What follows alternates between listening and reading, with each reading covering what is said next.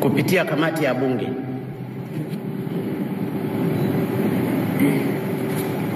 ilifanya uchunguzi wa miradi ya polisi vituo 108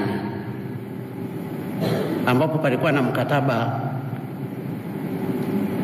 wa Wizara ya Mambo ya Ndani pamoja na mtu anaitwa Rugumi wa bilioni 37. Tulipewa maagizo sisi kama serikali tuyashughulikie. Kaupitie mkataba huu, muuchambue vizuri na muutafutie solution. Ikiwezekana mulivisti upya.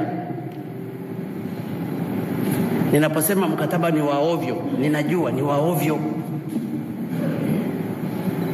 na nazungumza hadharani. Magari 777, lakini mkataba ni wa ovyo. Hata bei ya magari ile ni ya ovyo.